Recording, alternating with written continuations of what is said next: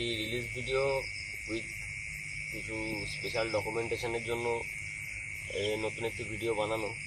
তো এটি একটি আমাদের লোকালের মানে আমাদের ইন্ডিয়ান স্পিসিসই, কিন্তু আমাদের ডিস্ট্রিক্টের লোকাল স্পিসিস নয়। এটি আজকে সিজ করা হয়েছে কিছু সাপুরের কাছ থেকে।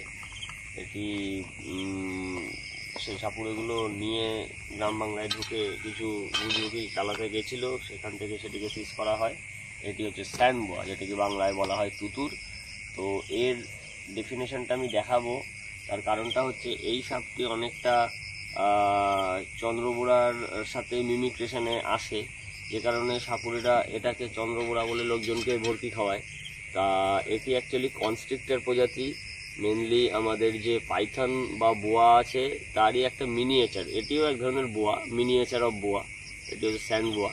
এগুলো সবই কনস্ট্রিক্টর। তো এটিকে তাড়াতাড়ি এটা রিলিজ করে দিতে হবে। এটিকে এখন দেখিয়ে নিই, তারপরে এটিকে করব, মানে রিলিজ করব।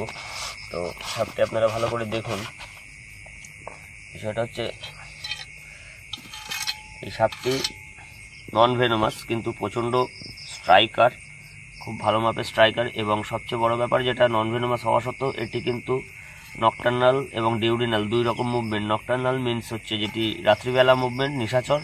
আর ডিউরিনাল মানে হচ্ছে এটি দিনের বেলাও মুভ করতে পারে। এদের হ্যাবিট হচ্ছে বেলে মাটি হালকা হালকা এবং ঝুরঝুরে মাটি, যেখানে এরা নিজেদের মতো ঢুকে নিজেদের মতো অ্যাডজাস্ট করে নিতে পারে। এবং এদের যে গর্তটা থাকে হালকা কাদা মাটিতেও এরা থাকতে ভালোবাসে। তো যার জন্য আমি সেরকম জায়গায় নিয়ে এসেছি যে এটিকে রিলিজ করলে এটি ঠিকঠাক জায়গা মতো থাকতে পারবে। তো এখন এখানে স্পেশাল কিছু ডেফিনেশন আমি দেখাতে চাইব। যে ফার্স্টে দেখা যাচ্ছে এর বডির কালারেশন। এই কালারেশনের এই যে জিগজ্যাগ প্যাটার্নগুলো রয়েছে, এই প্যাটার্নগুলোর জন্য কিন্তু সাপুরেরা এটিকে চন্দ্রবোড়া বলে ভর্তি খাওয়াতে পারে লোকজনকে। তারপরে আরও একটি বিষয় যেটা হচ্ছে আমি দেখাবো, একে অনেকে দুমুখ সাপ বলে। দুমুখ সাপ বলার কারণটা হচ্ছে এর যে মাথা এবং এই যে লেজ, এই যে মাথাটা মুভ করাচ্ছে আর এই যে লেজটা হঠাৎ করে দেখলে মনে হয় দুই দিকেই মাথা। সেই ক্ষেত্রে একটা প্রবাদ আছে যে 6 মাস এক মুখে খায়, 6 মাস আর এক মুখে খায়, কিন্তু পুরোটাই ভুল কথা। তো এটা লেজ একটা মাথা যেটা মুভ করে সেটা হচ্ছে মাথা। এই যে এইবার দেখতে পারবেন মাথা আর লেজটি এক জায়গায় রয়েছে। তো লেজটি হালকা কাটা কাটা কাটা কাটা, স্কেলগুলো যত লেজের দিকে গেছে হালকা খড়খড়ে হয়ে গেছে, খসখস হয়ে গেছে। এবং বডিটাও রাফ স্কেল। তো এটিকে রাফ স্কেল বোয়া বা স্যান্ড বোয়া বলা হয়। তো এটি সায়েন্টিফিক নাম হচ্ছে গঙ্গাইলোফিস কনিকাস। তো এবার সাপটিকে আমি একটুখানি হালকা হেডিং করব, করে দুটি ছোট জিনিস দেখে সাপটিকে ছেড়ে দেবো। আবার খুব ভালো স্ট্রাইকার। ওকে ওকে ওকে।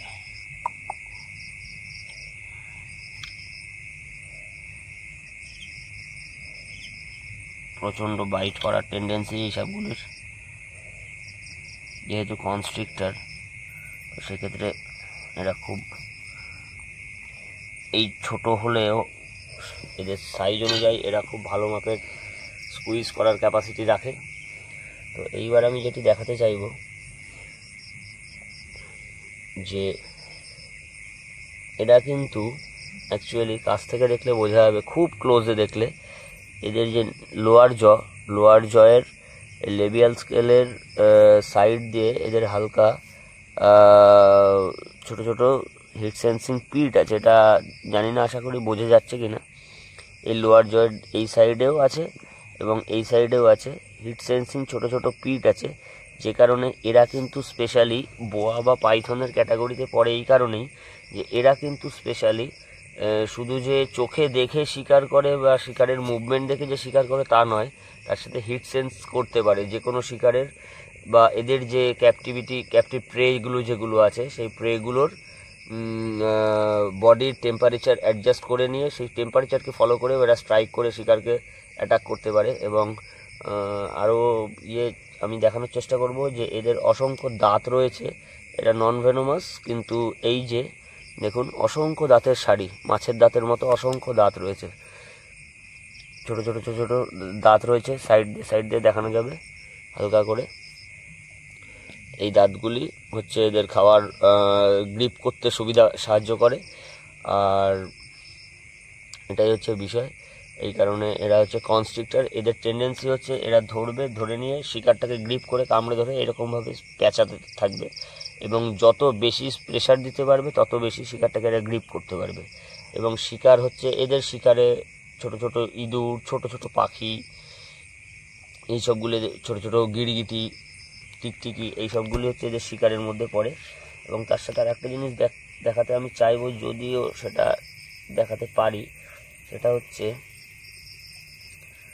এদের মেল সাপের ক্ষেত্রে একটা স্পেশালিটি দেখা যায়।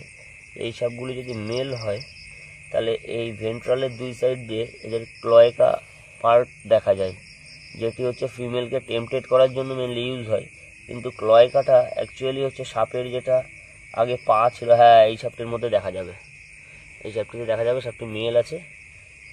এই সাপটির স্পেশালিটি হচ্ছে এই ক্লয়েকা দেখে বোঝা যায় কোন সাপটি মেল কোন সাপটি ফিমেল। মেলটি, এই ক্লয়েকাটি মেনলি ফিমেলকে টেম্পটেড করার জন্য এখন ইউজ হয় বর্তমানে। এই দুটি হচ্ছে সাপের যে পা ছিল একটা সময় প্রাচীন যুগে, পাটি বিবর্তনের কারণে আস্তে আস্তে অবলুপ্ত হয়ে যায়। মানে যখন যেহেতু ব্যবহার হয় না, অব্যবহারের কারণে এটি আস্তে আস্তে অবলুপ্ত হয়ে যায় বিবর্তনের মাধ্যমে। তো এইটি হচ্ছে পায়ের অবশিষ্টাংশ, এটাকে ক্লয়েকা বলে। এই ক্লয়েকা দিয়ে এখন বর্তমানে এই মেল সাপগুলির কাজ হচ্ছে ফিমেলকে মেটিং পিরিয়ডে টেম্পটেড করানো। এই হচ্ছে ক্লয়েকা। আশা করি দেখা যাচ্ছে, ক্যামেরার সামনে দেখাতে চাইবো আমি ছোট ছোট পয়েন্ট। এই যে এইটি হচ্ছে মেন ভেন্ট্রাল স্কেল, ভেন্ট্রাল স্কেলের সাইডে এই একটা আমার আঙুলের গোড়ায়, আর এই একটা এইদিকে আঙুলের গোড়ায়, এই দুটি হচ্ছে এদের ক্লয়েকা। এবং এইখানটা, এই ভিতরটা থাকে এদের পেনিস।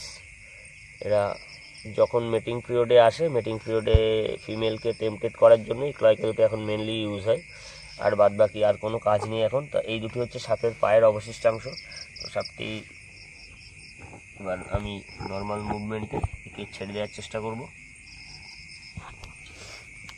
সাপটি ভালো করে দেখে রাখুন। এটি হচ্ছে স্যান্ড বোয়া, এটিকে বলা হয় বালিবোড়া। আর এটি অনেকে দুমুখো সাপ বলেও পরিচিত, কিন্তু সাপুরেরা যেটা করে সেটা হচ্ছে এটাকে চন্দ্রবোড়া বলে ভুল করে, মানে লোককে ভুল বোঝায়।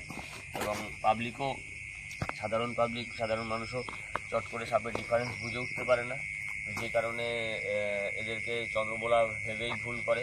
আবার অনেকে আছে এটিকে পাহাড়ি সাপ বলেও ভুল করে। এইগুলি আমাদের লোকাল স্পিসিসই, বেলে মাটিতে, ঝুরঝুরে মাটিতে থাকতে ভালোবাসে, অনেক সময় কাদা মাটিতেও থাকতে ভালোবাসে। যদিও এটি আমাদের ডিস্ট্রিক্টের আশপাশের ডিস্ট্রিক্টে বেশি পাওয়া যায়, আমাদের নদিয়া ডিস্ট্রিক্টে সেরকমভাবে পাওয়াই যায় না। তো আজকে এটি সাপুড়েদের কাছ থেকে উদ্ধার করা হয়েছে। তো আমি এর নিজস্ব পরিবেশ কাছাকাছি তাকে ছেড়ে দেবো। এখন তাকে ছেড়ে দেওয়া হচ্ছে জঙ্গলে, যাতে সে নিজের সুবিধা মতো চলে যেতে পারে সুন্দরভাবে।